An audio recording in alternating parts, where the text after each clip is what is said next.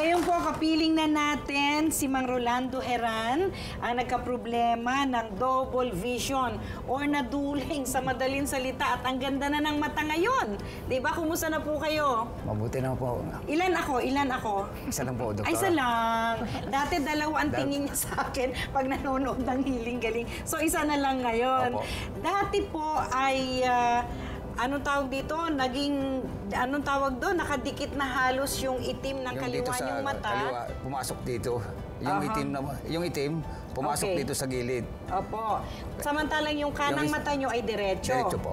Pero ang effect po nun, pag sabay na nakamulat ang mata nyo ay doble. Doble. So, dati dalawa ang misis nyo. Ha? Isa na lang po. Ngayon, isa na lang. Okay.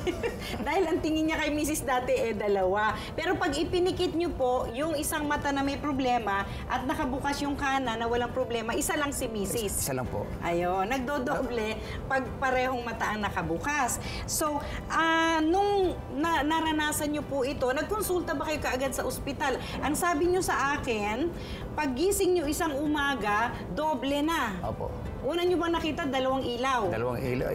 Yung bombilya, sabi ko bakit dalawang tingin ko sa isang bombilya. Okay. Tapos pagkatapos noon, parang kinurap-kurap ko muna yung mata ko. Baka akala ko mayroong mute. Baka may mute, oh. Tapos, ganun pa rin. Tapos lumabas ako sa gate namin, tiningin ko sa tao. Sabi ko, bakit dalawang tao, apat yung nag-uusap sa tingin ko. Yung bahay nyo, ilan na? Parang... Dalawa na ang bahay nyo.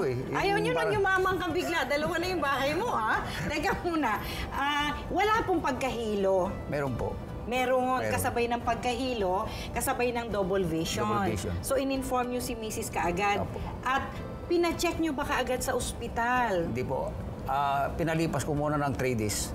Baka sabi ko baka babalik. Baka bumalik din. Opo. Okay. Tapos, nung medyo palala ng palala, pumunta na ako ng hospital. Paano nyo sinabing lumala? Naging 3 ba si Mrs.? Hindi naman, parang, kasi dati medyo nandito sa gitna. Okay. Pero hindi gumagalaw po yung mata, yung itong bulso ng mata. Hindi na gumagalaw Hindi yung gumagalaw itim. po. Tapos, nung after 3 days, papunta na rito. Dumidikit na papuntang kanan. Dito sa... Baka nai-inlove dun sa isang mata, gustong dumikit. Parang hinihila, Doktora, yung ugat. Pakiramdam niyo po, parang hinihila. Parang binabanat siya pa ganon. Ayun. Tapos, masakit po. Wala naman, hindi naman masakit po. Basta, pero may hilo lang. Pero mayroong banda rito na parang nararamdaman ko na parang pahila rito.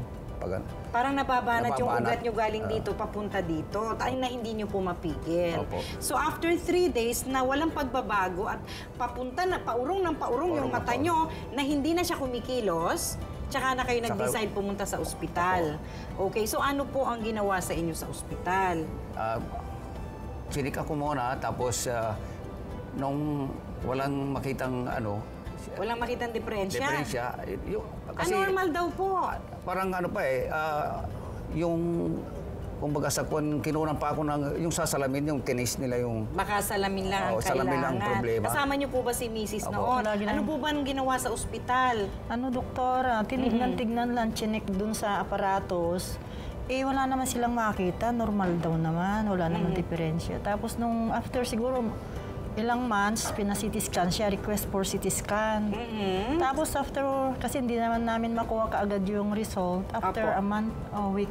Bago makuha yung result? Ano po ang resulta? Normal din? Normal din po. Normal din. Normal din. Tapos after a month ulit, kasi normal nga naman, pinaano ulit yung MRI. Ni-request for MRI? Opo. Okay, nagpa-MRI po ba kayo? MRI po. Binalikan na namin after 1 week. Tapos normal din ho. Normal na naman? Wala, parang... Yung talagang mata lang ang hindi normal. Pero lahat ng laboratory tests, normal po. Normal po. Wala ho silang makita. Okay, kaya naghiling-galing na kayo? Opo. May request pang isa, yung MRA. MRA naman, pero kamahal. Ang mahal po ba? At saka isang ospital lang ang meron. Okay. Kaya lang... Ganun pa man, Doktora, kahit sana mahal, kaya lang mag-uulit siya lahat ng laboratory. Baka abutin kami ng 100,000. Ay, napakamahal na po noon. Mag-uulit lahat-lahat ng laboratory exam niya. So, nag-decide kayo na sa hiling-galing na lang. Sa main office pala kayo nagpunta, di ba? At nakausap ko pa kayo. Yes, ma'am. Okay. Nung nakausap ko kayo, Dalawa ba ang tingin mo sa akin noon? Okay, tamo, dalawang Dr. E ang nakonsulta mo. Congratulations, ha? Hindi, biro lang po. Hindi, ganito, doktora. Oh, seryoso? Kasi nung yung anak ko nga, di ba, napagaling nyo din. Sabi ko, bakit Ano di ba na... sakit na anak nyo? Yung may tubig sa baga na may bukol, dalawa. Oh. Sabi ko, napagaling yan si Joanne ni doktora. Bakit di natin sibukan din? Bago nga kami naman doon. Subukan natin ulit. Pagkasaka ko doon kagagaling, sabi ko. Kaya nga, pumunta ko kami. So, gumamit po kayo ng Healing Galing Oil. Galing Oil. Wala ng opera. Healing Wala Galing po. Oil na po. Ay, Healing Galing Oil and Healing Galing Eye Drops. Si Opo. drops. Nung nagpatak po kayo ng Healing Galing Oil, anong pakiramdam sa mata? MAPD, Mahapde. Okay. Pero tiniis nyo. tinis ko, How often po kayo nagpapatak ng eye drops? 3 or 4.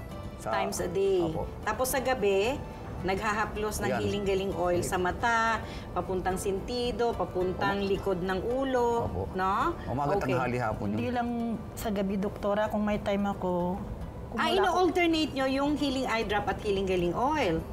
Oo. Pag wala akong ginagawa na tapos na lahat yung ginagawa ko sa bahay, manonood kami ng TV hanggang anong oras namin gustong manood ng TV. Hilot lang ng hilot. Ayun. So si Mrs. pala, yun ang natural operation po natin. After, Nakaupo ako dyan sa baba. Sa baba, si Mrs. Dito Oh, ako sa- napaka-sweet, di ba? Ilang taon na ba kayong kasal?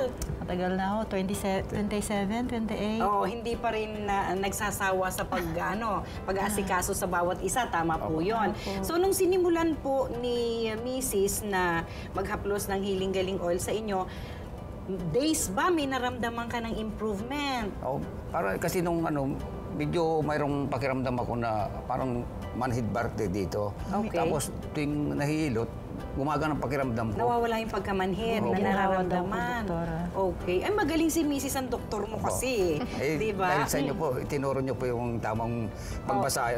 Opo, opo. Siyempre, tinuturo natin dapat. Pero matyaga kasi kayo. At nung panahon na yon, inabot kayo ng 4 months bago dumiretso ang mata, di ba? Opo. Kasi hindi kita naturuan maghilot dito sa nakalimutan. Hindi. Ngayon ko lang po nalaman, doktora, Oo, na naalala ko nga na dapat tinuro ko sa'yo noon no? Opo. Okay. So, ngayon po, pag pinipindot nyo pa yung eye point nyo, may masakit pa ba? konti lang. Konti na Oh, lang. dito wala. Wala. Di mas maayos na. Opo. Ay, kasi hindi naman naduling yung kanan mo eh. Ito Kaya lang. walang masakit yung Ay, dito, kanan. So sa kaliwa, may konti pa pong Konti po. problema. Opo. So itutuloy nyo pa po. Kaya bibigyan ko pa kayo ng Healing Galing Oil at saka Healing Eye Drops para ituloy nyo. Pero kwentuhan po natin ang ating mga kapatid para matuto, no? Lagi po kasi nire-request ko sa pasyente na mag-hydrating diet. Bago po ang ugat ninyo sa mata ay nagka-problema, nag-hydrating diet ka ba? Opo. At saka, Nung hindi bago ka maduling. hindi po. O, anong paborito mo dati? ay, soft drinks. Ay, huwag ka magbabanggit ko anong soft drinks, Opo. ha? Okay, yung kakulangan sa hydration, pati ugat po natin, di ba, nagko-constrict, parang nadidehydrate, at kapag ka ang mahinang ugat ay nandoon sa mata, di mata ang maaapektuhan, di ba? Kasi lahat po ng laboratory tests ninyo sa ospital, normal. Normal po. So, wala silang makita, kaya makita. dapat ina-analyze natin kung bakit nagkaganon. At isa pa, kung puyat po ng puyat, kayo ba dati puyat ng puyat? Opo. Ay, anong pinagkakapuyatan naman? Secret. Secret.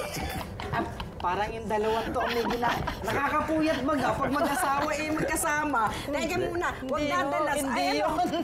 Mali kayo. Kasi sinabi mo secret eh. May, Sige, ikaw na magsabi. mahilig po ako sa ganyan. Saan? Mag-compete. Akala ko naman kung anong ginagawa. Akala ko nagpapadami kayo ng populasyon eh. Tong Oh, eat. it's lang pala ang pinagpupuyatan. Okay, explain.